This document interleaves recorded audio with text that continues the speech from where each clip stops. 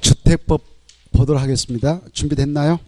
자, 108페이지 1번 보겠는데, 이 주택법령상 용어의 뜻으로서 부대설, 복리설, 준주택 이런 것들, 도시형상택 이런 것들을 좀 잘 정리해 두셔야 됩니다. 틀린 거 이렇게 돼 있는데, 일단 1번 보면 복리설 거기다 줄 것이고, 복리설 5개는 꼭 알아주세요. 주택법령상 복리설하면 바로 어린이놀이터, 더 크면 유치원 가서 놀고, 더 크면 경로당 가서 놀아야 된다 그랬죠. 그리고 주민 운동시설, 그 다음에 근린 생활시설, 이 5개는 꼭 알아두셔야 됩니다. 복리설로서.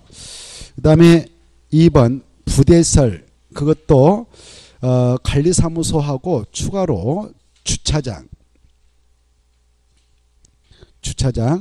그 다음에 주택단지 하는 도로, 이런 것들이 부대서다라고 알아주셔야 되겠고, 3번 제2종 근린생활설에 해당하지 않는 다종생활설은 준주택에 해당한다. 맞죠? 준주택은 몇 가지가 있나요? 준주택 약자로 다, 기, 노, 오 이렇게 기하시라고 그랬죠? 다종생활설이, 다종생활설은 건축법 시행령상 2가로 분류되어 있었죠. 바닥면 작게 500제곱미터 미만이면 제2종 근린생활설, 이상이면 숙박시다. 그러나 주택법령에 넘어서는 다 준주택입니다. 기숙사에는 이것도 포함돼요. 노인, 교육, 기본법에 규정되어 있는 학생 복지주택이, 이것도 기숙사로 편입이 되었습니다. 그래서 이것도 준주택으로 분류가 된다 이렇게 하시고요. 노인 복지주택이, 그 다음에 오피스텔, 이런 것들 좀 알아주셔야 됩니다. 그래서 1번에 1, 2, 3 맞고, 4번 도시형상태랑서 300세 미만이고 군택 규모로 지하되고, 그 다음에 뒤에 통시하는 주택인데 도시에다 건설해야 되죠. 종류는 3가지가 있죠. 단지형 연립, 단정 다세대 원룸택 알죠? 자, 5번 보겠는데, 수도권에 소재한 읍면적, 수도권에서는요, 끝으로 가면 국민주택 규모란 말 나오잖아요. 국민주택 규모 주택할 때 수도권은 무조건 85제곱미터 해야 합니다. 수도권은 무조건 얼마다고요? 85제곱미터야만을 국민주택 규모주택이라 하죠. 비수도권 중 도시역도 무조건 85제곱미터 이하를 국민주택 규모주택이라 합니다. 다만 비수도권 중 도시역이 아닌 읍면적만 최대 100가지를 국민주택 규모주택이라 한다. 이렇게 좀 머릿속으로 정리해 두십시오. 됐나요? 그 다음에 이제 넘어옵니다. 오른쪽에 3번. 이 주택법령상 주택단지가 일정한 시설로 분리된 토지는 각각 별개의 주택으로 본다. 그 시설에 해당하지 않는 이 수치 좀 알아두시라고 그랬죠. 이렇게 자동차 전용도로, 고속도로, 철도가 지나고 있으면 별개의 주택으로 본다. 특히 일반 도로는 폭 몇 미터 이상이 딱 지나가면 별도의 각각 주택으로 보는가? 20m, 1, 2, 20m.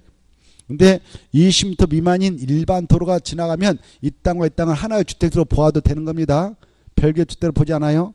이 정도는 애정을 느끼면 8로 안아주라고 그랬죠. 애정 8 그랬죠. 자, 그걸 알고 있는가를 물어보고 있네요. 그래서 2번 애정 도로는 몇 미터 이상만 지나가도 별개의 주택으로 본다. 8m 이상 써놓고, 3번 일반 도로 할 때 그거는 몇 미터 이상이 지나가야 된다. 20m 이상. 그래서 15m짜리가 지나고 있으면 이 땅과 이 땅을 하나의 주택으로 보아도 되지 별개 주택으로 보지 않습니다. 그래서 답은 3번이네요. 자, 그 다음에 이제 5번 보겠는데, 이 도시형 생활택이다. 틀린 거 이렇게 돼 있죠. 1번 도시형 생활택은 세대수당 300세 미만이어야 되고, 2번 수도권의 경우 도시형 생활택은 국민주택 규모야만이 그 도시형 살택이 되니까 수도권의 군택 규모 주택 무조건 얼마입니까? 85제곱미터 이하죠. 맞고 3번 도시역에 건설하는 세대별 주거 전용 면적이 85제곱미터인 아파트는 도시형 생활택에 해당하지 않는다. 맞습니다. 아파트가 도시형 생활택에 해달라면 최고 50m 이하일 때만 가능해요. 얼마요? 50이. 그래. 이 도시형 생활택이 세 가지가 있거든요.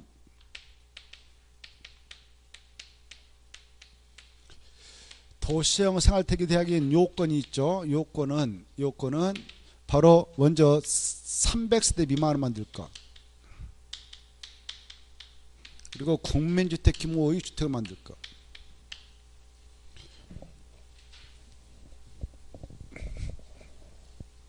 국민주택 규모 이하의 주택으로 만들 거. 그리고 도시역에다 건설해야 됩니다. 그래야 국민택이 도시형 생활택이 되죠.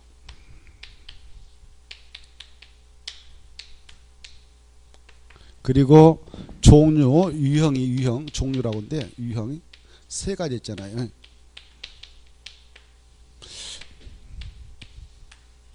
세 가지 있는데 그래 단지 조성, 주택단지 조성해서 걷다 연립주택을 넣으면 단지 연립주택, 단지 조성해서 거기다가 다세대를 넣으면 단지형 다세대택이라 하죠. 그리고 자 원룸택 있잖아요. 방 하나만 넣는 거예요. 근데 원룸택은 모양새를 아파트형으로 만들 수도 있고 또는 연립택형으로 만들 수도 있고 그 다음에 다세대 주택형으로 만들 수 있죠. 이렇게 세 가지. 그래 아파트로 만들었다는 것은 주택으로 쓰는 층수 5계층 이상, 그리고 연립택형으로 만들었다는 것은 주택으로 쓰는 층수는 4계층 이하인데 바로 주택으로 쓰는 바닥면 잡기가 바로 660제곱미터를 초과하는 것이고 이것은 660제곱미터 이하인 거죠. 자, 그래 아파트형 도시형 생활택은 이거밖에 없어요. 이거밖에. 아파트형은 원룸밖에 없어요. 그래 이 아파트형 원룸의 조건 있잖아요. 각 세대는 독립된 주거 형태가 강하도 욕실 부엌 꼭 설치할 것. 각 세대 주거 전용면 무조건 1세당 최고가 50제곱미터 이하야 된다. 이렇게. 그래 50제곱미터 초과해보면 절대 원주택이 될 수 없는 것이고 도시형 생활택이 될 수 없는 아파트가 되는 거예요. 이해돼요? 아파트로서 도시형 생활택이 되려면 최고가 얼마다고요? 50제곱미터 이하. 이때 이 각 세대의 모양새는 욕실 및 보일실을 제한 나머지 공간을 하나의 공간으로 구성하되 그 전용 면적이 30제곱미터 이상이면 두 개 공간으로 구성할 수가 있다. 각 세대는 지하층에다 넣지 말라 이런 게 있죠. 그리고 이런 도시형 생활택하고 85 주거 전용 면적 85제곱미터 초과하는 한 세대의 주택은 하나의 건축물에 함께 건축할 수 있죠. 자, 그걸 전제하고 문제 풀어보겠습니다. 5번에 그래 3번을 보면은 도시에 건설한 세대별 전용 면적이 85제곱미터짜리 아파트는 절대 도시형 생활택에 해당하지 않는 맞죠? 그 다음에 5번, 3번, 4번 도시형 생활택 분양가 상한제가 지원되지 않는 아주 중요하고 맞고 그 다음에 5번 준 도시역에서 도시형 생활택 원룸택과 도시형 생활택이 아닌 일반 주택 한 세대는 하나의 건축물에 함께 건축할 수 있다 없다? 있다. 몇 제곱미터 초과하는 거? 85제곱미터를 초과하는 한 세대는 하나의 건축물에 건축할 수 있다. 이거 떠올라야 돼요. 없다가 틀렸네요. 넘어가시고 6번이 21회 때 나왔던 기출문제인데 이게 기출되고 나서 약간 그 법이 개정돼서 지금은 답이 두 개가 나와야 돼요. 6번은 답은 두 개를 해야 돼요. 2번하고 5번 이렇게 답이 두 개다. 과거에 기출될 때는 답이 2번으로 끝났었는데 법을 개정해서 5번은 기숙사 그렇다 써놔요. 5번은 기숙사에 포함되는 거예요. 5번 교육 기본법에 따른 학생 복지택은 어디에 포함된다고요? 기숙사에. 그래 법을 개정해서 기숙사에 편입시켰으니까 지금 이제 준주택에 포함된다. 이렇게 알아두시고 7번 보겠습니다. 7번 보면 주택법률상 리모델링이다. 옳은 거 이렇게 돼 있죠. 자, 1번이 옳은다 이렇게 돼 있죠. 리모델링을 한 바로 수직증축도 가능하고 그 다음에 수평육도 가능하고 뭐 대손도 가능한데 이때 기존 14층 건축물의 수직증축 리모델링 허용될 때 몇 층까지만 더 올릴 수 있냐? 2개층. 만약 기존 층수가 15층 이상인 건축물이라면 몇 층까지 최대 3개층까지 증축할 수 있다. 이런 것들이 떠올랐으면 좋겠습니다. 2번 보죠. 리모델링 주택자 설비인가를 받은 자리는 인가 신청서에다가 80% 이상의 사용 승낙서를 받아서 인가 신청할 때 내야 한다. 이게 틀렸죠. 리모델링 주택자본요. 주택자비 세 가지 있잖아요. 그래, 지역, 주택조합, 직장, 주택자, 리모델링, 주택자 이렇게 세 가지가 있는데 이걸 주택자로 합니다만은 이 세 가지 조합 중 이 두 가지는 같은 지역들이 같은 직장인들이 주택을 마련하기 위해서 시장, 군수, 구청장한테 설립인가 신청해 가지고 설립인가 받고 나서 조합 만들죠. 근데 리모델링 주택자본 주택을 새롭게 마련하려고 만든 게 아니고 이 공동택이 있었다. 공동택. 기존의 공동택 소유자들이 자기가 소유하고 있는 이 주택을 리모델하기 위해서 만드는 거죠. 리모델이라는 것은 바로 대수하거나 일부 중차하는 것을 말한다고 그랬죠. 그래서 이 리모델링 주택조합을 결성할 때는 리모델링 주택조합을 결성할 때는 역시 설립인가를 시장구청에서 신청해서 인가받고 조합을 만드는데 이때는 인가 신청할 때에 땅을 준비할 필요가 있을까 없을까요? 없습니다. 그래서 토지 사용승낙서 필요 없는 거예요. 다만 뭘 준비해야 되냐? 바로 경관수가 지났음을 대순할 때는 사용검사 받고 10년 지나야 되고요. 증축하려면 15년 지나야 되거든. 경관수를 증명하는 서류 되고 결의증서를 내지 사용승낙서를 받아야 할 경우는 이 주택을 건설해서 마련하고자 하는 지역 직장 주택자를 결성할 때만 대지에 대한 사용권을 확보해서 사용권은 즉 사용승낙서 80% 확보해 가지고 이렇게 땅을 준비했으니까 우리 조합주택 여기다 질 수 있도록 조합설립인가 좀 내주세요 해서 조합을 만드는 거예요. 사용승낙서는 무슨 조합과 무슨 조합을 만들 때만 준비해야 되는가?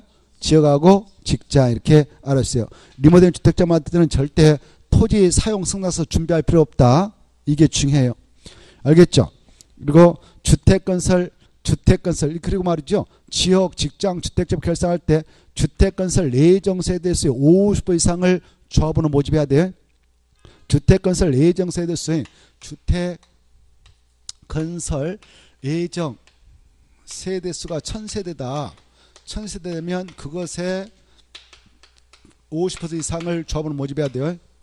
그러면 500명 이상 조합을 모집해야 조합설립인가 받아갈 수 있는 겁니다. 생각나세요? 몇 퍼센트 이상 모집해야 한다고요? 50% 이상. 여기 봐봐요.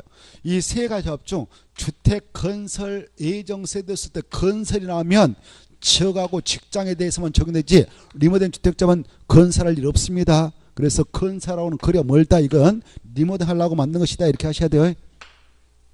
알겠죠? 자, 그걸 전제하고 한번 문제 풀어볼까요? 7번에 2번 보면 리모델링 주택조합의 설립인가를 받은 자는 인가 신청서에 따라 해당 주택의 주택 소재지의 80% 이상의 토지 사용 승낙서를 첨부해서 시장구청에 제출한. 이건 무슨 조합과 무슨 조합 만들 땐다고요? 지역하고 직장. 그래서 리모델링 지워버려요. 리모델링 지워버리고 지역하고 직장일 때만 적용됩니다. 지역하고 직장. 그 다음에 3번. 이 토지 소재 전원으로 동의를 받은 입주자 대표는 시장구청에 신고하고 리모델링 했을 때 리모델링에 따라 체크하고 신고가 아니라 허가받아야 돼.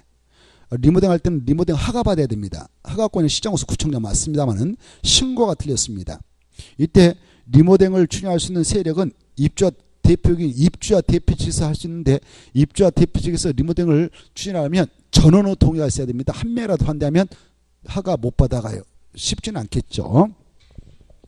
4번 보겠습니다. 증축에다 포인트 잡아요. 증축. 자, 이 증축형 리모델링을 하고자 리모델링 주택조합 설비인가시설을 내려고 한다. 봐봐요. 증축을 하려고 지금 리모델링 주택조합 결성차 인가 신청하려고 해요. 경관수가 지났으면 입증할 수 있는 서류였는데 몇 년은 지나야 되냐? 15년. 증축은 15년. 대선 아까 몇 년? 10년. 이 수치는 기본이에요. 그래서 맞아요? 틀려요? 그렇죠. 몇 년 이상 지났으면 입증해야 된다고요? 증축이 났으니까 15년. 그래서 10년 틀렸어요. 그 다음에 5번 리모델링 주택자비 시공자를 선정하는 경우 수의계약으로 해야 한다. 그래 이 리모델링 공사를 맡을 시공자, 건설업자, 등록사업자 중에 선정하게 되는데 경쟁 입찰 방법으로 선정해야 되는 겁니다. 수의계약은 안 되는 것이고요. 수의계약은 안 되고 경쟁 입찰. 자, 오른쪽 넘어오셔서 1번 보겠습니다. 주택자. 자, 주택법령상 주택자 문구 한 문제 나오는데 옳은 거 이렇게 돼 있네요. 1번 하고 5번 보면은 리모델링 주택자본, 리모델링 주택자 이렇게 나와 있죠. 그리고 거기 보면 1번 끝에 가봐요. 주택 건설 사업을 할 수 있다. 건설동을 하셔봐요. 5번도 주택 건설 예정 세대 쏠 때 건설했다 동을 하셔봐요. 그래 리모델링 주택자본 건설을 하고 만듭니까? 리모델링 하고 만듭니까? 리모델링. 그래서 틀려버린 거예요. 이것은. 이해돼요? 그래 이 1번과 2번은 5번은요. 리모델링 주택자를 제한 주택자 두 가지를 말해요. 두 가지.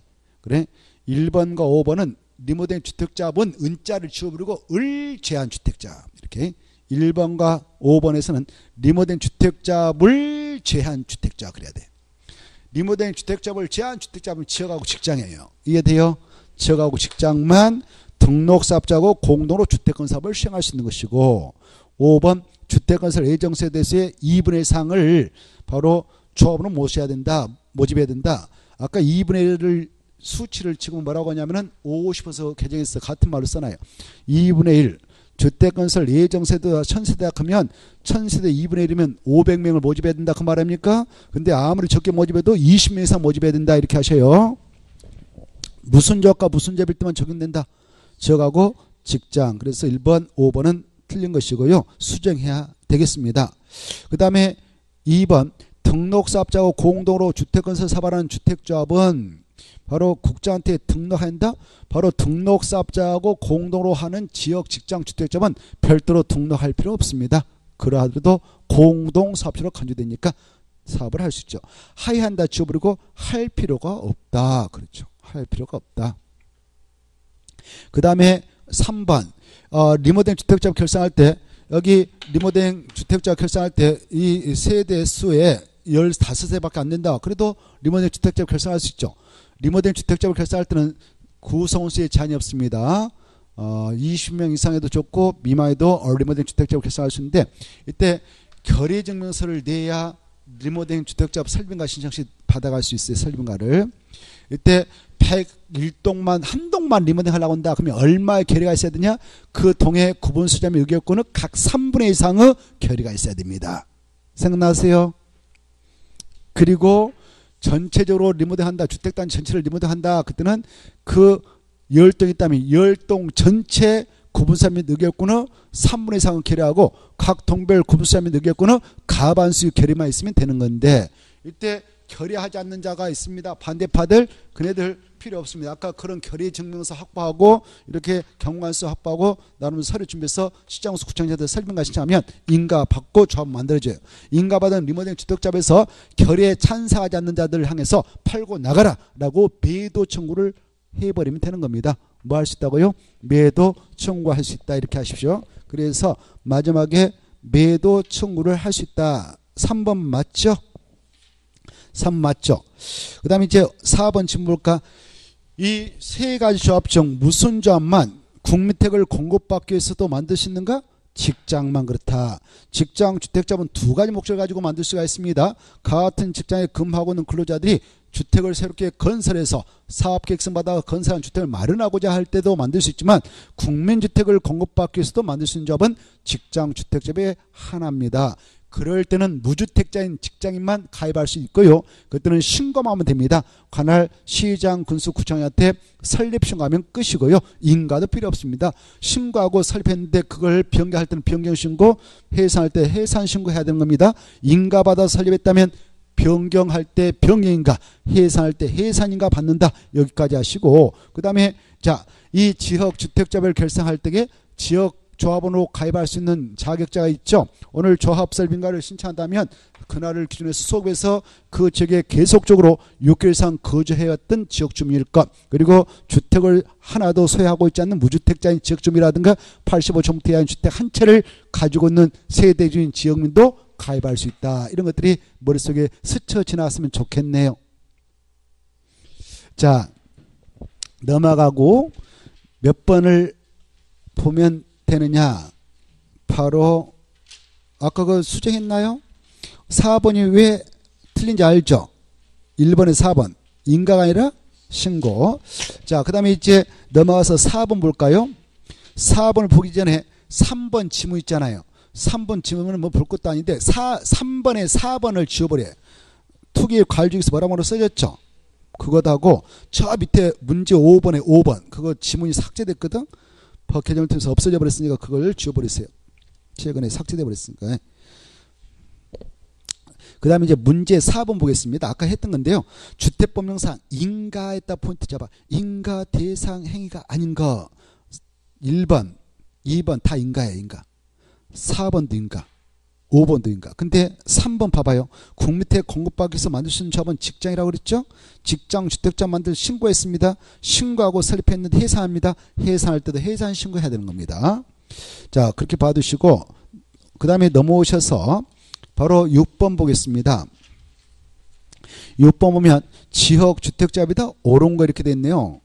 1번 등록사업자하고 공동으로 이 주택건설 사업을 하는 조합원은 국장한테 바로 등록을 해야 한다. 할 필요 없다. 아까 했던 거죠. 할 필요 없다. 공동사업자로 간주되니까 할 필요 없다. 그래야 되죠. 2번 조합과 등록사업자가 공동으로 사업을 시행하면서 시공하는 경우 등록사업자는 자신의 규칙사로 발생한 손해에 대해서도 조합원에게 배상 책임을 진다, 지지 않는다? 진다 그래야 되죠. 책임져야 됩니다. 그 다음에 3번 볼까요? 조합설 민가 신청부터 입주 가능일까지 주거 전용면적 90제곱미터짜리 주택 한 채를 보유하고 있고 6개월 이상 동일 지역에 거주한 세대인자는 조합원이 되는 자격이 있다? 몇 제곱미터 이하까지면 가능합니까? 85제곱미터 이하까지만. 그래서 90짜리는 들어갈 수가 없습니다. 그 다음에 4번 조합 설립 인가를 받은 후 승인을 얻어 조합원 추가 모집하는 경우 추가 모집되는 자의 조합원 자격요건 충족 여부는 언제를 기준해서 판단하는가?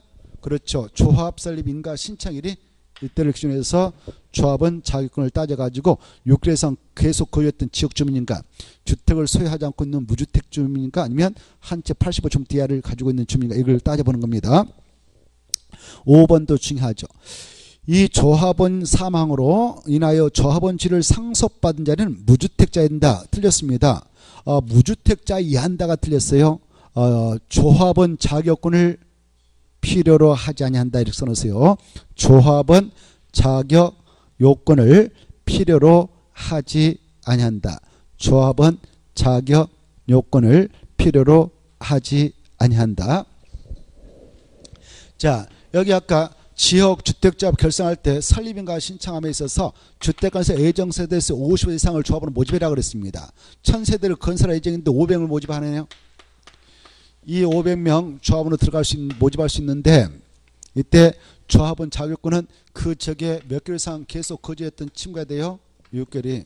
그리고 주택을 하나도 가지고 있지 않는 무주택자인 지역주민이라든가 가지고 있는데 몇 채를 가지고 있으면 돼요. 한 채. 한 채도 몇 제곱미터 이하요? 85제곱미터 이하짜리 한 채를 가지고 있는 지역주민은 들어갈 수 있는 자격이 있습니다. 그래 갑이 그런 자격을 갖추고 있어서 조합주택 하나 분양받아 들어갔습니다. 80살이었습니다. 그런데 이분이 조합주택 분양하려고 계약하고요. 동호수도 결정 나왔습니다. 계약금 넣고요. 2억 5천짜리 하나 분양받으려고 들어갔습니다. 조합주택. 그래 한 1억 넣고 넣었는데 갑자기 연세 많으셔서 돌아가셔 버렸습니다. 자식 하나, 멍멍이 하나 있는데 말도 안 되는 자식 하나 있었습니다. 을덩이. 놀고 있어요. 직장생활도 하지 않고 돈도 하나도 없어요. 깨끗합니다. 아니. 이 친구가 또 능력이 있네요. 아파트 전국에 1000세대를 가지고 있네. 1000세대. 아들이 1000세대를 가지고 있어요. 그것도 100제곱미터 다 초과하는 것만. 전용면적 다 100제곱미터 초과하는 거 1000세대를 가지고 있어요. 전국에 아파트에. 아들. 엄마는 하나도 없었어요. 아까 이런 요건을 가지고 있어 하나 조합주택 받으려고. 근데 돌아가셨네요. 이 아들은 상속을 아버지 엄마의 그 사망으로 상속받네요. 이때 이자는 이런 조합원 자격을 묻는다 묻지 않는다? 묻지 않고 이 조합원 지를 승계해서 조합원으로 들어갈 수 있는 거예요. 중요해요. 알겠죠? 그래서 이 사망 조합원의 사망으로 상속에 하여 조합원의 지를 취득하게 된 자는 조합원 자격을 필요로 한다 필요로 하지 않는다? 필요로 하지 않고 바로 상속받아서 들어간다. 이게 아십시오. 중요합니다. 자, 여러분은 아파트 몇 채 가지고 계신가요? 10개씩이요? 자, 한 개씩만 있어도 되잖아요. 자, 그 다음에 넘어가시고 저 8번 알아봅시다. 8번. 8 보면 주택조합이 다 옳은 거 이렇게 돼 있네요. 1번 아까 했던 거 또 나오네요. 국민택 공급, 직장, 해산하려고 한다. 뭐 할까? 신고. 인가 틀렸고 2번 이 지역 주택자를 아까 결성하고자 한다. 이 지역 주택자를 결성할 때 주택건설 예정세대 얼마 이상 모집이라고 그랬냐? 50% 이상. 이때 주택건설 예정세대수를 계산할 때는 임대택도 만들게 되는 경우 임대택 빼고 분양하게 될 세대수를 계산하면 돼요. 그래서 2번 보면 지역주택자본 임대택으로 건설 공급하여하는 세대수를 포함해서 주택건설 예정세대의 3분의 1 이상을 조합으로 구성한다. 맞아요? 틀려요? 포함이 아니라 제하고 임대택 물량은 제하고 주택건설 예정세대수의 2분의 1 이상을 조합으로 구성하면 되죠. 그래서 3분의 1이 아니라 2분의 1 제하고 3번 자 리모델링 주택자의 경우 공동택 소유권이 수인호 공유소겠다. 지금 101동 101호 집인데 갑동이 5형제가 공동 소유하고 있다면 그 5명 모두 조합으로 본다. 대표자 1명만을 조합한다. 그렇죠. 그 대표자 1명만을 조합으로 보는 겁니다. 그래서 틀렸죠. 그 다음에 4번 바로 지역 주택조합 설립인가 후 조합원이 사망하였더라도 조합원수가 주택건설 예정수 2분의 1 이상을 유지하고 있다면 조합원을 충원할 수 없다. 아닙니다. 상속에 의해서 들어가는 것은 이런 규제를 받지 않습니다. 그래서 충원할 수 있다 그래야 돼요. 유지하고 있다 하더라도 충원할 수 있다. 5번 지역 주택조합이 조합 설립인가를 받은 후 조합원을 추가 모집할 때에는 바로 주택조합의 변경을 받아야 된다. 그렇습니다. 그래 추가 모집할 때는 주택조합 변경을 또 받아야 된다. 누구누구 조합으로 들어왔습니다라고 변경을 또 받아야 됩니다. 그 다음 114페이지 1번 주택상환 사치는 한 문제감으로 등장할 수 있으니까 비록 작년에 나와버렸습니다만 또 나올 가능성이 높습니다. 올해도 주택법상 주택상환 사치에 틀린 거 이렇게 돼 있죠. 먼저 주택상환 사치는 누가 발행자인가? 2명이 발행할 수 있죠.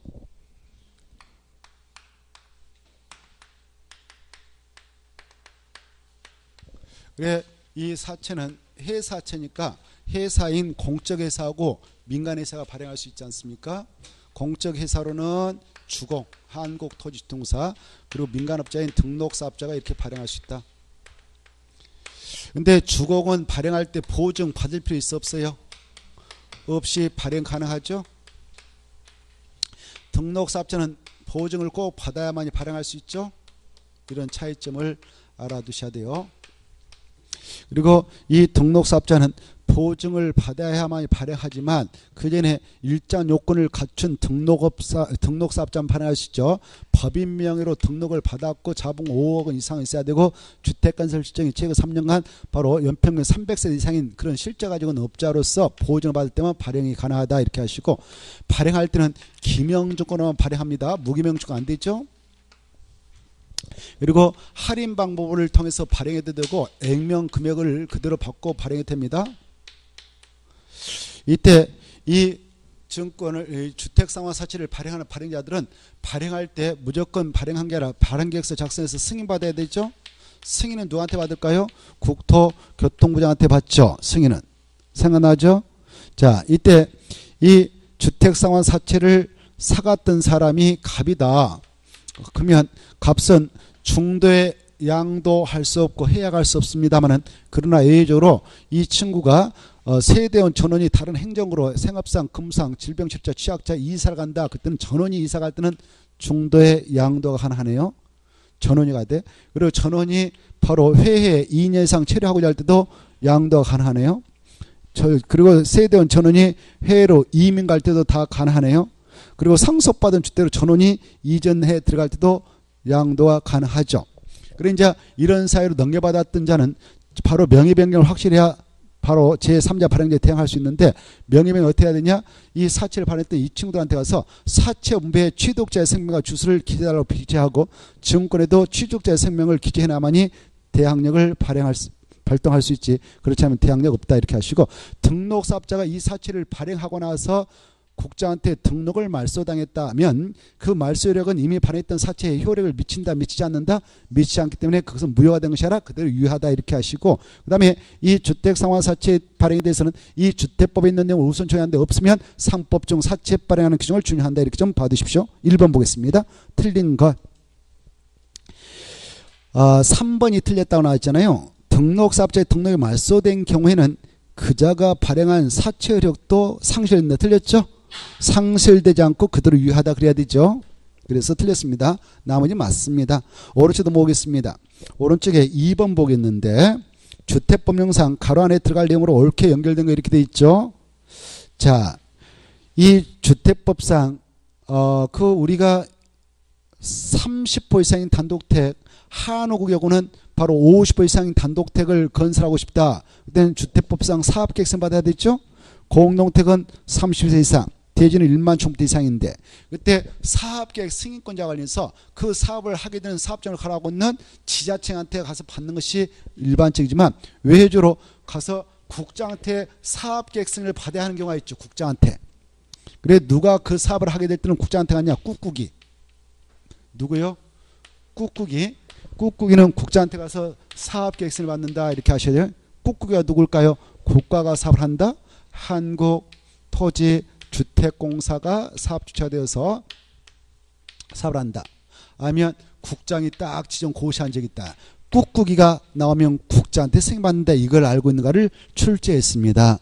자, 한번 문제 볼까요? 가로 안에 한국토지동사 할 때 꾹 동그라미 딱 치고 꾹이가 서울특별시 A구에서 대지 10만 제곱미터 이상의 50회 한옥을 건설하려고 하는 경우 누구한테 가서 승인받아야 되는가? 누구한테 받아요? 꾹꾹이는 꾹한테 간다고 그랬죠. 국장. 그 다음에 밑에 자 비광역시 시구에서 지역균형 개발이 필요하여 국장이 지정 고시한 적 그거다 줄 거예요. 국장이 지정 고시한 적도 누구한테 승인받으러 간다? 국장 이렇게 되는 거죠. 그래서 답은 1번 꾹꾹이 이렇게 넘어갑니다. 3번 보겠습니다. 3번을 보시면 자, 이 사업주체 값은 사업계획 승인권자 을로부터 주택건설 사업을 분할하여 시행하는 것을 내용을 하여 그때 분할 시행하려면 최소한도 그 주택단지 세대수가 몇 세대 이상이 돼야 되는가요? 600세대 이상인 단지일 때만 분할 시행이 가능하죠. 자, 그럼 이제 분할 시행하는 것을 조건하에 승인을 받아갔다 이겁니다. 주택법령상 이해가는 설명을 틀린 거 이렇게 돼 있네요. 1번 을은 사업계획 승인권자인데 사업계획 승인을 내렸다면 그걸 고시할 의무가 있다 맞고요. 2번 갑동이는 지금 사업주체입니다. 그 값은 최초로 공사 진행하는 공고에서 그 주택단지에 대한 최초 착공 신고로부터 몇 년에 공사를 시작하면 되냐? 2년 맞죠? 1공구는 5년 2공구는 2년 근데 이때 2공구에 대하여 2년의 사업의 시작에 들어가야 되는데 만약 안 들어갔다 합시다. 안 들어갔다면 사업계획 승인을 취소할 수 있다. 취소하지 못합니까? 취소하지 못합니다. 왜? 1공구까지 다 불법 건축돼 버리거든. 그래서 2공구 2년에 들어가지 않았다 해서 사업계획 승인은 취소하지 못하는 것이고 또 정당한 사유가 있다 하더라도 2공구는 1년 이내 범위에서 착수기간을 연장받지도 못하는 겁니다. 법적으로. 이런 것들을 머릿속으로 정리해 두시고요. 그래서 이제 자 2번 밑에 3번 값이 소송 진행으로 지금 사업 주체가 소송 진행으로 인하여 공사 착수기간이 지연되어 연장 신청을 하였다. 이때 연장 신청을 하였다면 을은 그 분쟁이 종료된 날부터 몇 년의 범위에서 착수기간 연장받을 수 있을까? 1년. 몇 년이요? 1년. 그래서 틀렸죠. 그 다음에 4번 주택분양 보증을 받지 않는 갑동이라는 그 사업주체가 파산해서 공사료가 불가능하다. 그때 을은 사업계획 승인을 취소할 수 있습니다. 임의적이다. 임의적이다. 근데 만약 그 주택 분양 보증을 받은 값이 파산했다 그러면 바로 설령 공사 완료가 불가능하더라도 사업계획 승인은 취소할 수 없는 겁니다. 분양 보증을 했다면. 알겠죠? 그 다음에 5번 값이 사업주체죠. 지금 최초로 공사 진행하는 공고의 공고, 두 번째 공고죠. 그 공고에 대하여 최초 착공 신고일로부터 2년이 지났음에도 불구하고 아직 공사를 시작하지 않았다. 그러면 을은 사업계획서를 취소할 수도 없다. 없다. 맞죠? 자, 오른쪽 넘어오셔서 6번 보겠습니다. 주택법령상 사업계획 승인받은 사업주체에 인정되는 매도 청구권. 옳은 거 이거 중요한데요. 그래, 이 사업계획 승인을 받았다. 사업계획 승인을 받았던 사업주체에게 인정하는 매도 청구권이, 이것은 그 사업장이 어떤 장소일 때 이런 매도 청구를 인정하느냐, 지구단위 계획구역에서 지구단위계 결정을 통해서 이루어지는 주택건 사업일 때. 그 장소가 어딜 때요? 지구단위 계획구역으로 지정 고시된 곳에서 이 지구단위 계획에 입각하여 지금 주택건설 사업을 할 때. 그래, 이 장소에서 바로 대지 소유권을 확보하지 않고도 대지에 대한 사용권은 80% 이상, 80% 이상만 사용권을 확보해 오면은, 사용 승낙 받아오면 사업계획 승인 내줘버립니다. 이제 승인받은 사업주는 바로 사용권을 확보하지 못한 자에게 매도 청구할 수 있죠. 이때 사용권을 만약 95% 이상 얻어와 버렸다. 95% 이상 확보해서, 사용권을 확보해서 사업계획서를 받았던 사업주라면 사용권을 확보하지 못한, 사용권을 확보하지 못한 모든 대지 소유자에게 매도 청구 가능하죠. 이때 매도 청구할 때 대지뿐만 아니라 만약 그 건물에, 대지 안에 건축물이 있다면 건축물까지 다 매도 청구할 수 있는 거예요. 알겠죠? 이때 매도 청구를 할 때는 법원에다 매도 청구 소송을 하게 되는데, 매도 청구하기 전에 이 소유자하고 몇 개월 이상 협의를 해야 되냐? 3개월 이상 일단 협의해보고, 야 팔고 나가라 라고 해보고, 그래도 안 되면 매도 청구하는 겁니다. 이때 매도 청구할 때는 시가대로 팔고 나가라 그럴까요? 공시지가대로 팔고 나가라 할까요? 시가대로 한다 이렇게 하시고, 그 다음에 이제 만약 사용권을 80 이상 얻었긴 했는데 95% 이상을 못 채웠다, 95% 미만밖에 안 됐다, 하지만 사업계획 승인받았다, 그랬던 사업주체는 사용권을 확보하지 못한 그런 대지 소유자 중 이 지구단위 계획구역 지정 고시를 기준해서 소급해서 10년 이전에 가지고 있는 것은 빼고 그 보유가 10년 못된 자금만 매도 청구가 가능하다. 여기까지 알고 계시면 끝나는데요. 한번 볼까요? 6번 옳은 거 이렇게 됐는데, 1번 주택건설 대지의 사용권을 확보하지 못한 건축물이 있는 경우 그 건축물은 매도 청구 대상이 된다, 되지 않는다? 된다 그래야 되죠. 된다. 2번 사업주체는 매도 청구일 전 몇 개월 이상, 아까 대지 소유자와 협의하라고 했습니까? 3개월 이상이라고 그랬죠. 60일부터 틀렸죠. 3개월 이상. 3개월 이상. 그 다음에 4번. 자, 90%의 사용권을 확보했다. 사용권을 확보하지 못한 대지의 모든 자에게 매도 청구할 수 있다. 틀렸죠? 매도를 모든 자에게 청구하려면 몇 퍼센트 이상 얻어와야 돼요? 95% 이상. 그래서 95로 하면 되지만 90 갖고는 안 되는 겁니다. 4번.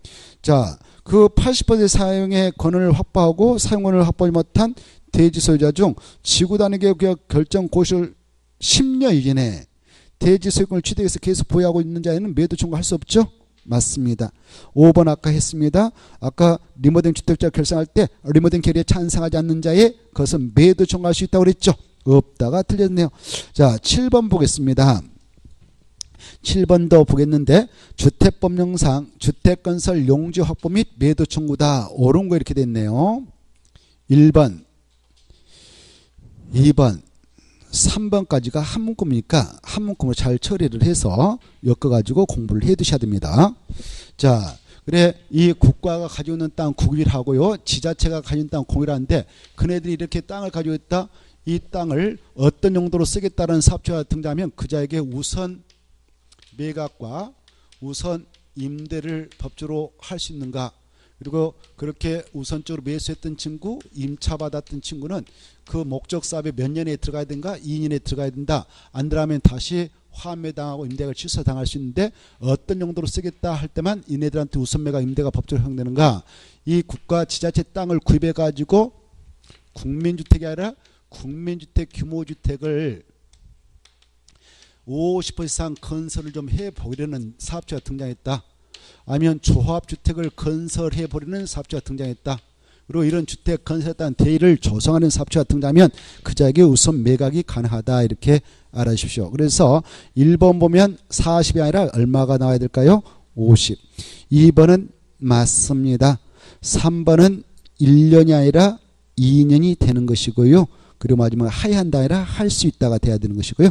4번 사업체가 국민주택 용지했다고 하면 국민주택 용지로 생활하기 위해서 그 채비지 매각을 요구하면 그 사업주체에게 시행자께서 그 채비를 우선적으로 그자한테 매각할 수 있는데 그때 채비지 양도가격은 원칙은 감정가격이고요. 외해주로 임대주택용으로 쓰겠다 그러면 조성원가를 기준으로 해서 양도가 하나입니다. 그래서 조성원가를 가지고 하야한다 이거 틀렸어요. 조성원가로 하야한다 지워버리고 원칙은 감정가격을 기준으로 하고 원칙은 감정가격을 기준으로 하고 외해적으로 조성원가를 기준으로 할 수 있다. 외해적으로 조성원가를 기준으로 할 수 있다. 이래야 되는 겁니다. 외해적으로 조성원가를 기준으로 할 수 있다. 이게 잘 나오니까 다시 한번 음매 드시고 5번 아까 했던 걸로서 틀렸다. 계속 반복되고 있죠. 그것은 넘어가고 8번 보겠습니다. 8번 보면 자 주택법령상 주택의 사용검사 다 틀린 거 이렇게 돼 있죠. 사용검사 틀린 것. 자 주택법상 사용검사는 주택법에 따라 사업계획 승인받아서 그 공사가 완료된 주택 대지에 대해서 받아가는 것이죠. 이때 사용검사는 동별로 끝나면 동별로도 받아갈 수 있고요. 그리고 특히 이 임시 사용 승인의 경우는 대지 조성사업은 구획별로 그 주택 건축물은 동별로 그리고 공동택은 세대별로 공사 완료되면 임시 사용 승인을 받아갈 수 있고요. 이때 이 사용 검사권자는 바로 국국이 아까 이 국장한테 승인받아갔던 자는 사용검사도 국장한테 받아가는 겁니다. 그리고 나머지는 시장수 구청장한테 사용검사를 받아가게 되어 있습니다. 이때 사용검사 신청을 하면 10월이면 사용검사가 떨어지는 겁니다. 그리고 이 사용검사를 받으면 건축법상 사용승인 그리고 국토법상 중검사를 받은 걸로 의제 처리합니다. 이런 것을 바탕으로 해서 문제를 풀어보겠습니다. 자, 틀린 거 이렇게 되어 있는데 1번 주택건설 사업계획성 조건이 이행되지 않는 경우는 공사 완료된 주택에 대하여 동별로 사용검사 받아갈 수 있다 없다? 있다 그랬죠. 동별로 공사 끝나면 임시 사용 승인도 받아갈 수 있고 또 그냥 사용검사도 받아갈 수가 있습니다. 없다가 틀렸네요.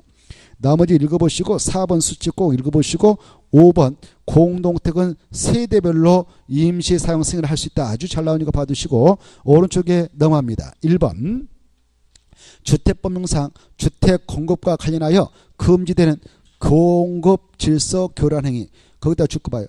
교란 행위 그 금지되는 것부터 금지되는 공급 질서 교란 행위에다 줄 것이고 밑에다 씁니다. 매매, 증여, 알선, 강고. 그래서 매매하고 증여하고 그 다음에 알선하고 강고 행위를 금하고 있죠. 그리고 옆에다 별표 쓰고 상속과 저당 허용. 상속과 저당 허용. 이게 키포인트 아닙니까? 상속과 저당 허용. 상속과 저당 허용. 그래서 1번 증여 금지, 2번 저당 허용, 3번 광고 금지, 4번 광고 금지, 5번 증여 금지. 그렇죠? 자, 넘어가셔요. 이런 거 반복되고 있으니까 그걸 바탕으로 해서 풀면 돼요. 넘어가셔서 5번 문제 보겠습니다. 5번 문제 보면 주택법령상 주택공급이다 옳은 거 이렇게 돼 있죠. 자, 1번 보시면 한국토지주택공사가 총 지분 후 70%를 출자한 부동산 투자회사가 사업주로서 거기다 줄 거 봐요. 한국토지공사 총 지분 후 70%를 출자한 부동산 투자회사 거기다 줄 거예요. 얘네들을 공공주택사업자라고 그래요. 공공주택사업자.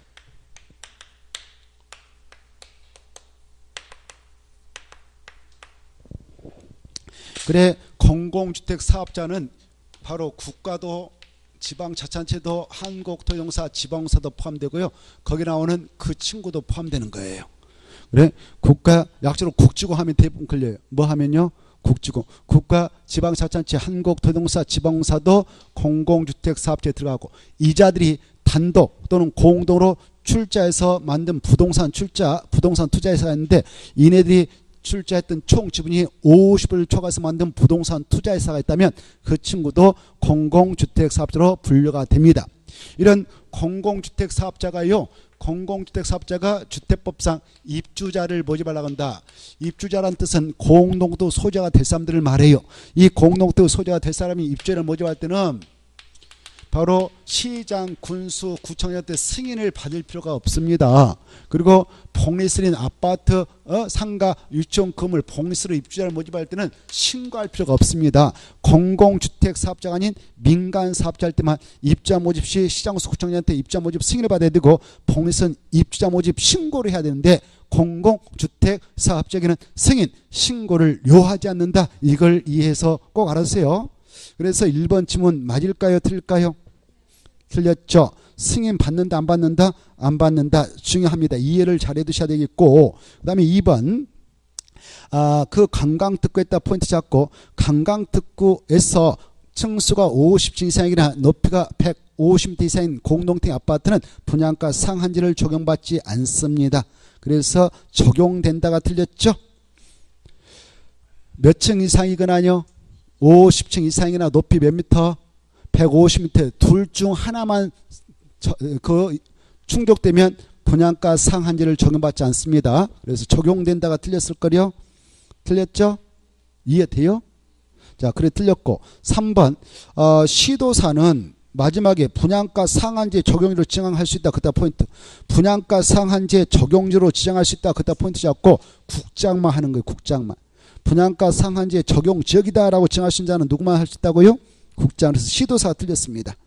다음에 4번 주택의 사용 검사 후 주택단지 일부 토지소유권을 회복한 자에게 주택 소유자들이 매도 청구를 하면 그 전체 해당 토지면적이 주택단지 전체 대지면적이 얼마 미만일 때만 가느냐?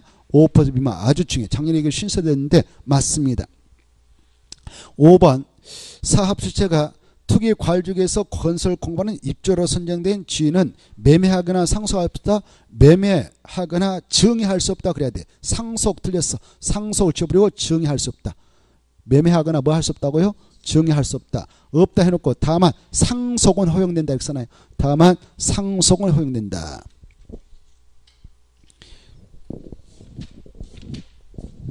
자, 그 다음에 이제 6번을 보겠는데요.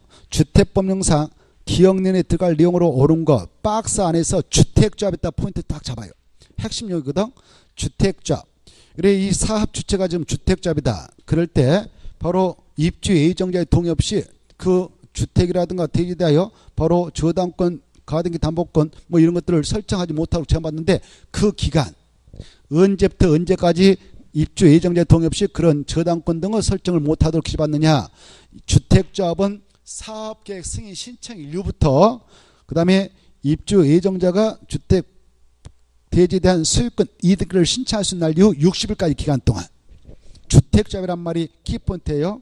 그러면 답은 1번이 되는 겁니다. 만약 주택조합이 아닌 사업주체면 또 달라지는 거예요. 다른 사업주체, 주택조합을 배제한 다른 사업주일 때는 입주자 모집공고 승인 신청 일부터 그 입주 예정자가 그 주택 대지에 대한 소유권 이등을 신청할 수 있는 날 이후 60일까지 기간 동안 이런 제한을 받게 되어 있습니다. 주택조합이란 말이 키포인트니까 이걸 주의하면서 문제를 정리하셔야 됩니다. 122페이지 통과해도 되겠고 123페이지 3번 보겠습니다. 3번 보시면 세대주인 값이 취득한 주택은 지금 전매 제한 기간 중에 있다. 다음 중 값이 이 주택을 전매할 수 있는 경우는 그래 이 주택을 전매하려면 일단 그걸 공급했던 사업 주체에게 동의받아야 돼요. 그래서 이제 7가지 사유 중 하나를 소멸하면 전매 제한이 바로 적용되지 않아서 팔고 나갈 수가 있는데 이때 그게 분양가 상한제 종유태라면 그 주택을 누가 우선 매입해서 관리하느냐? 한국토지주택공사가 매입비용만 지급하고 그 돈을 주고 소유권을 넘겨받죠. 자, 이렇게 되어 있는데 이때 전매 허용받으려면 첫째 그 세대원 전원이 생업상 근무상 사정이 발생해서 수도권이 아닌 다른 행정구역인 광역시, 특별자치시, 특별자치도 시군으로 이사를 가겠다. 전원이 이사를 가겠다라고 소명해야 돼요. 그 다음에 세대원 전원이 상속받은 주택으로 이사 가겠다.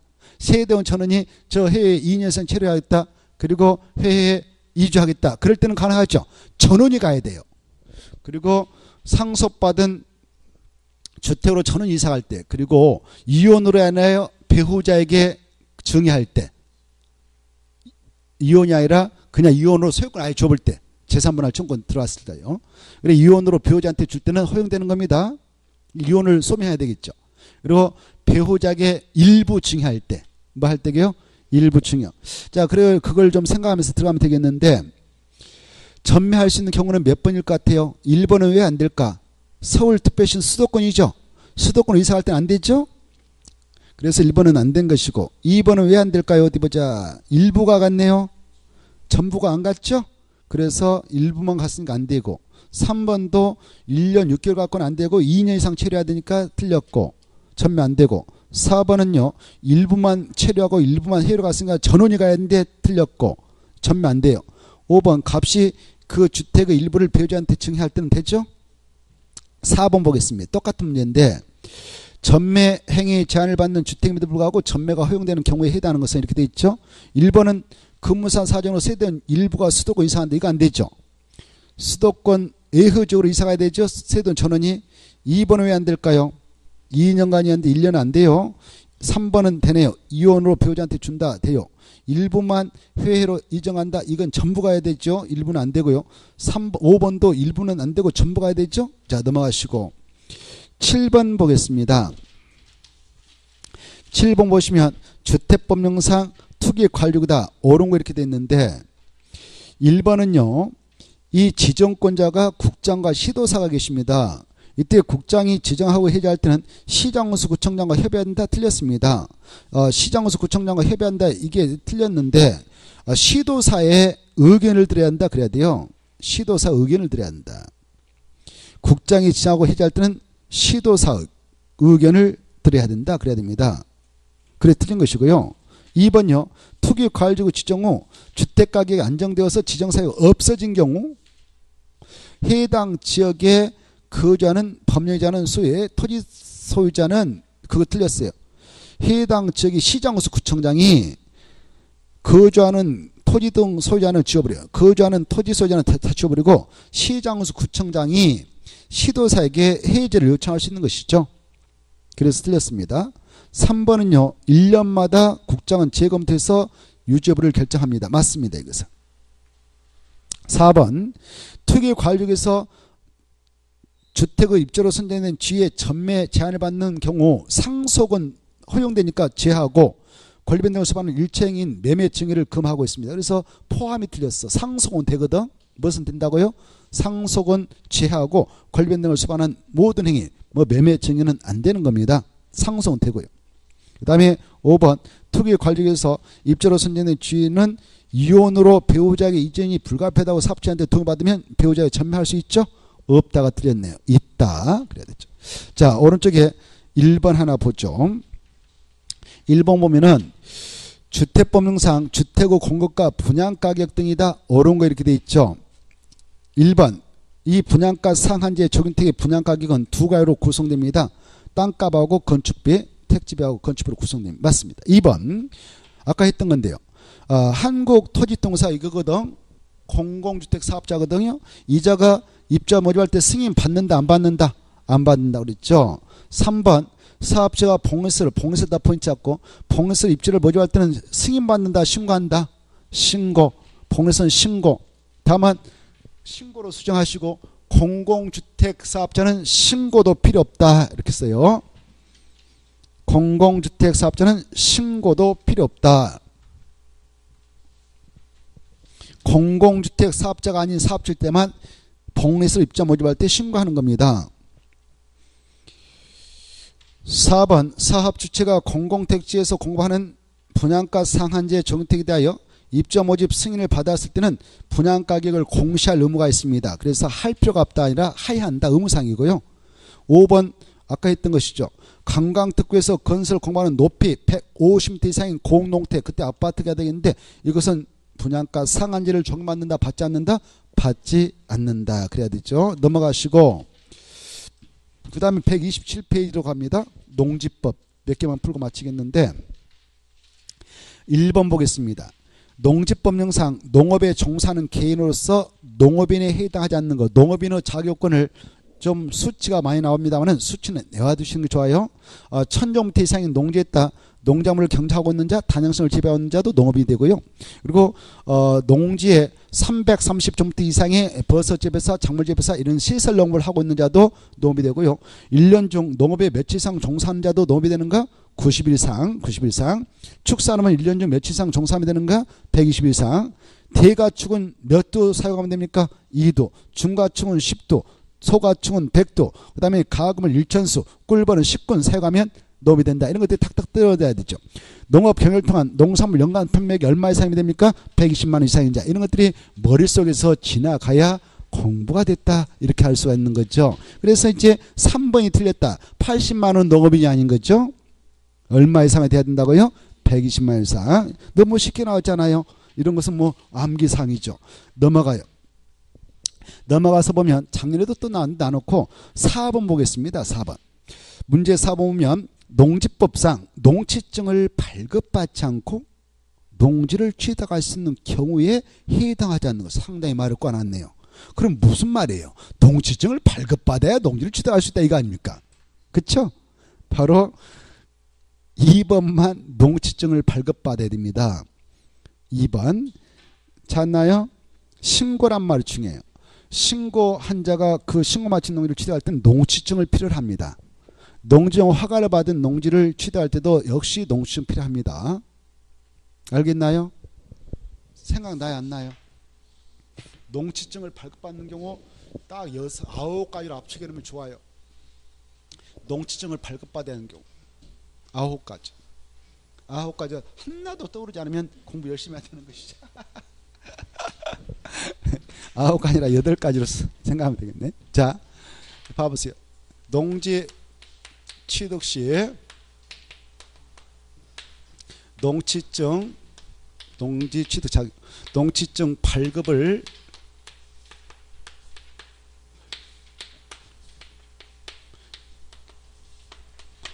농지 취득 시 농취증 발급을 요하는 경우에 첫째 농업인이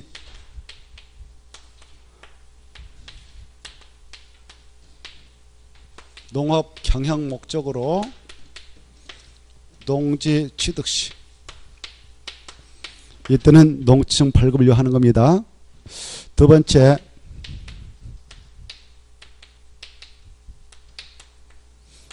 농업법인이 농업 경영 목적으로 농지를 취득할 때도 농취증 발급을 요하는 겁니다. 이걸 잘 이해해 두셔야 돼요. 자, 그 다음에 이때는 농업 경영 목적으로 이렇게 취득하니까 농취증 발급 시하려면 이것도 작성해서 내야 되죠. 농업 경영 계획서도 기재해서 작성해서 농취증 발급을 신청합니다.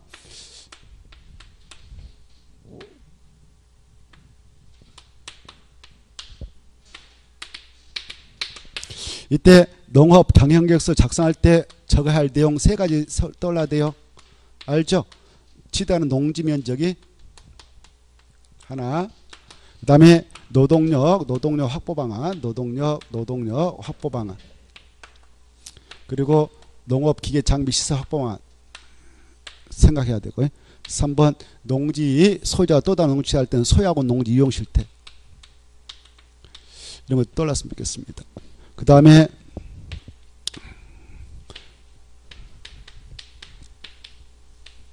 자 학교 등이 학교 농업생산체 농업연구기관 학교 등이 실습지 시험지 연구지 등으로 농지 취득할 때 그 다음에 주말점 농농자가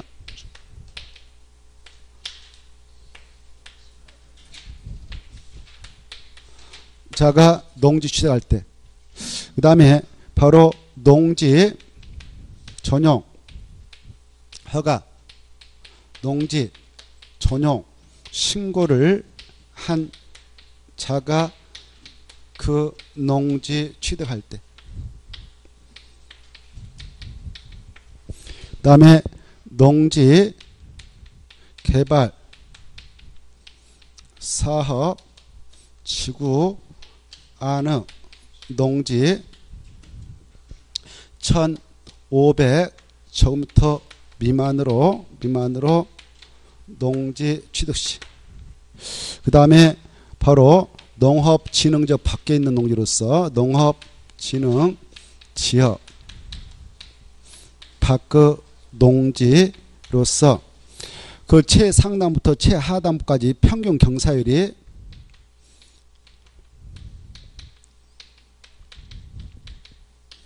10% 이상인가요? 15% 이상 농지 취득 시. 그 다음에 비추농지. 비추농지로 쓰려고 자연녹지죠. 계획관리에서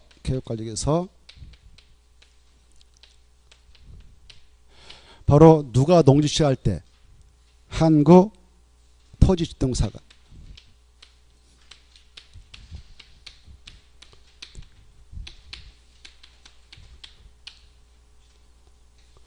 이렇게 8가지를 딱 알아두시면 문제 풀 때 금방 답을 구할 겁니다. 이때는 농지증 발급을 해요. 그리고 이 경우 아니면 농지증 필요 없어요.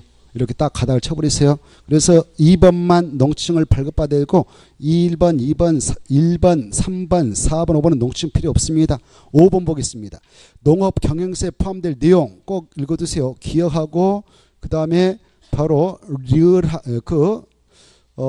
니은하고 그 다음에 미음 읽어두시고 넘어가요. 문제 1번 보면 농지법령상 농업 경영에 이용하지 않는 농지에 대한 처분 의무다. 옳은 거 찾나요? 자, 1번 농지 소유자가 선거에 따른 공직 지음으로 효경하는 경우에는 소유 농지를 자기 농업 경영에 이용하지 아니하더라도 농지 처분 의무가 면제됩니다. 맞습니다. 정당한 사유로 효경하고 있으니까 봐주는 거죠. 근데 2번 보세요. 농지 소유 상한 3명 있죠. 상소야의 농지를 취득한 자 중 바로 농업 경영을 하지 않는 자는 상속받은 농지 중 1만 제곱미터 이내까지면 소유가 가능하다. 8일 이상 농업 경영을 위임한 자는 이 농지 가진 농지 중 1만 제곱미터까지만 농지 소유가 가능하다. 주말 점농농을 하고자 하는 자는 1,000제곱미터 이내까지만 미만까지만 소유가 가능하다. 이런 상한 세내 받는 3명 있잖아요. 그 3명이 그 초과하여 농지를 소유한 것이 판명이 났다면 소유 농지 전부를 처분할 의무가 있습니까? 초과분만 처분하면 됩니까? 초과분만. 그래서 전부가 틀렸고. 3번 처분 의무 기간은 처분 사무가 발생한 날부터 몇 년 이내에 팔도록 됐냐? 1년. 만약 1년에 안 팔고 버티면 시장소장량이 6개월에 팔아라고 농지처분 명령 내리죠. 그 다음에 4번 농지용 신고를 하고 그 취득한 농지를 취득한 자가 질병으로 취득한부터 2년이 초과하도록 목적사업에 착수할 때는 농지 처분과 면제된다. 면제되지 않고 반드시 처분해야 됩니다. 이것은 이유가 없어요. 이유가 없어. 농지용 허가 마친 농지, 농지용 신고를 마친 농지를 취득한 자는 2년에 목적사업에 들어가야 되지 2년 초과할 때까지 목적사업에 들어가자면 이유 불문하고 1년에 무조건 처분해야 된다. 이렇게 이해하십시오. 그래서 틀린 것이고 5번은요. 농지 소유자가 시장 구청으로부터 농지 처분 명령을 받았습니다. 몇 개월 내에 팔도록 명의 날아갈까요? 6개월 이내. 그때 누구한테 사달라고 매수할 수 있나요? 한국농어총사죠. 그래서 한국토지주택공사 틀렸던 것입니다.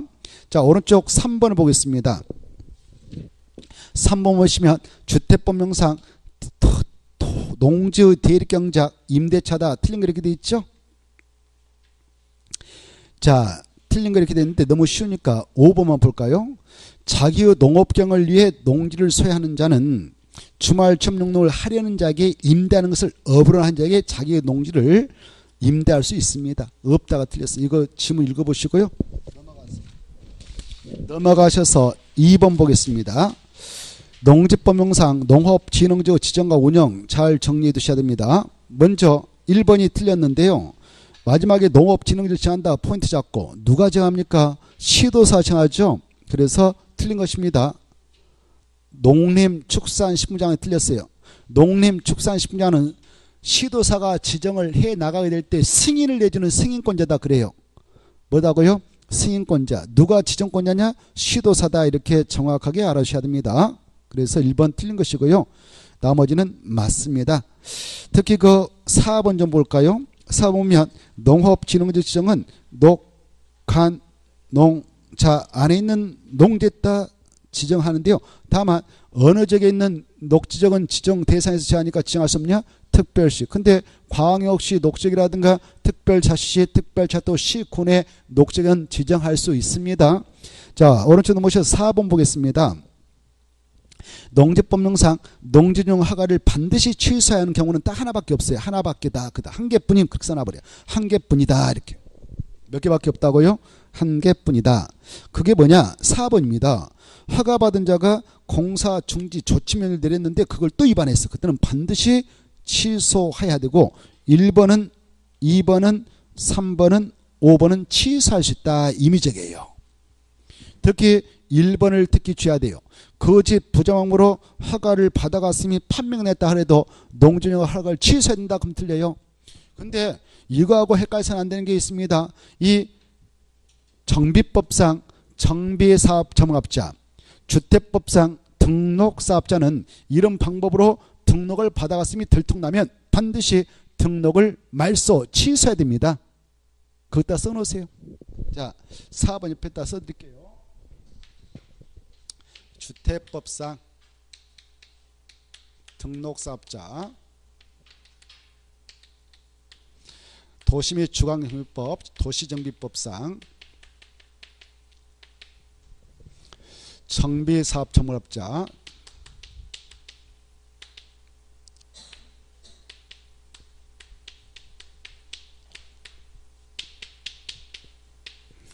여기 보면 공통점 나왔죠. 업자들이 뭐라고요?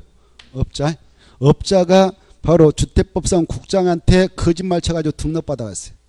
도시정비법상 이 업자가 시도사한테 거짓말 쳐가지고 등록을 받아왔어요. 그러다가 들통났어요. 그때는 이 업자의 등록을 취소해야 한다. 취소할 수 있다. 여기는 반드시 해야 돼. 취소해야 한다. 등록을 말소해야 한다. 말소해야 한다. 필수적이다. 여기는. 그래. 거짓 부정함으로 등록을 받아갔으니 판명나면 이 업자들의 등록은 반드시 취소해야 된다. 말소해야 된다. 필수적이다. 농지법상 거짓 부정함으로 농지용 허가를 받아갔으니 판명나면 그때는 농지용 허가를 취소할 수 있다. 임의적이다. 여기는 임의적. 여기는 필수적. 업자들은 필수적이다. 이렇게 좀 구분하십시오. 그리고 그 3번을 좀 봐보시오. 3 보면 여러분이 농지용 허가를 받아왔습니다. 정당한 사유 없이 몇 년 이상 농지 전용 목적 사업에 착수하지 않았다? 2년. 이때는 농지용 허가를 취소해야 한다. 할 수 있다? 할 수 있다. 그 옆에다 이제 비교해서 또 써놔요. 그건 농지법이고요. 자, 건축법. 건축 허가 받았다. 땡 받았다. 2년 이내 공사 시작해야 된다. 그런데 2년에 착수해야 된다. 안 했다. 안 하면 건축 허가를 취소해야 한다. 할 수 있다. 허가를 취소, 여기는 하여야 한다. 그리고 공장은 공장은 몇 년? 3년. 이렇게. 그래, 건축상 건축을 받았다. 2년에 공사에 들어가야 된다. 안 들어가면 허가를 취소해야 된다. 그 공장은 3년 이내에 들어가야 된다. 안 들어가면 허가를 취소해야 된다. 여기는 2년 들어가지 않았다. 취소할 수 있다. 이렇게 차이점. 이해되죠? 그 다음에 주택법.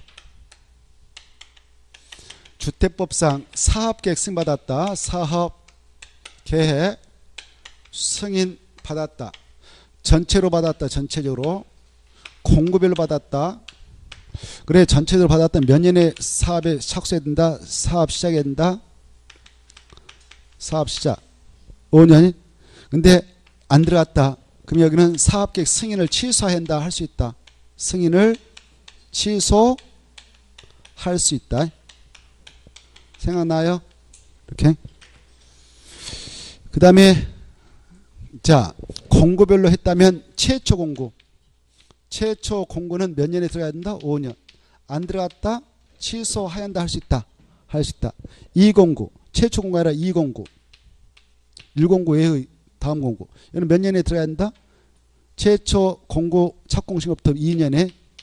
근데 안 들어갔다? 그때는 취소할 수 있다 없다? 없다. 이런 것도 좀 비교됐으면 좋겠습니다.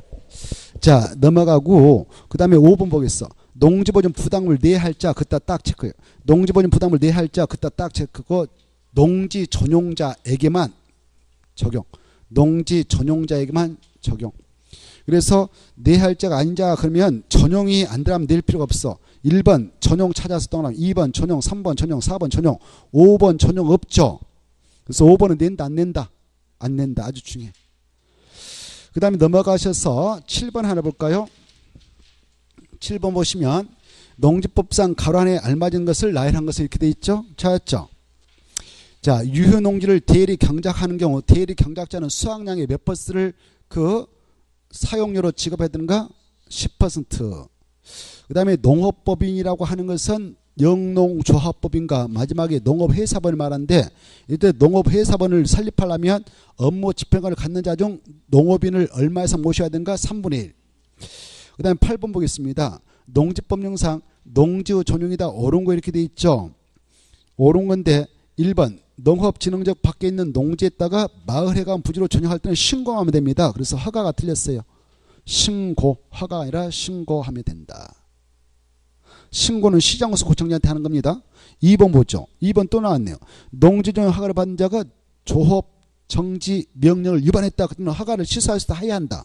하여야 한다. 맞죠? 필수입니다. 이것만 딱 필수이에요. 3번 볼까요? 줄 거예요. 농지 타용도 일시 사용 허가를 받은 자는 그다 줄 거예요. 여기 보니까 전용이란 말이 없어요. 없죠. 그러니까 농지보존 부담을 납입할 필요가 있다 없다? 없습니다. 해야 한다 아니라 납입할 필요가 없다 그래야 돼요. 할 필요가 없다. 이자는 적용이 안 되거든요. 전용할 때만 농지보존 부담을 낸다고 그랬잖아요. 그래서 틀렸고요. 4번 자 농지전용 허가권자는 농지보존 부담금은 납입을 조건으로 농지전용 허가를 할 수 있다. 야 언제까지 돈 내라? 라고 조건부 허가를 내줄 수 있어요. 그래서 없다가 틀렸습니다.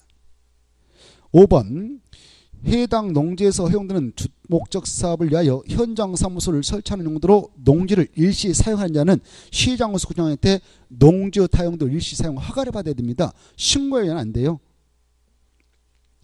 허가 받아야 돼요. 됐나요? 다만 국가하고 지자체가 농지를 타용도 쓰고자 할 때는 시장구청장하고 협의하면 되고요. 우리 일반 사인들은 바로 허가 받아야 됩니다. 그래서 동그라미 5번에 마지막 줄 자는 할 때 자했다 또 합쳐요. 그건 사인을 말해요. 우리 일반 사인들. 우리 일반 사인들은 신고에 가면 안 되고 못 받아야 된다고요? 허가 받아야 됩니다. 이렇게 좀 이해해 두시면 좋겠습니다. 자, 오늘 긴 시간 동안 정말 고생하셨고요. 집에 가서 편하게 좀 쉬시면서 몸을 잘 추리시기 바랍니다. 내일 뵙죠. 안녕히 가십시오. 네.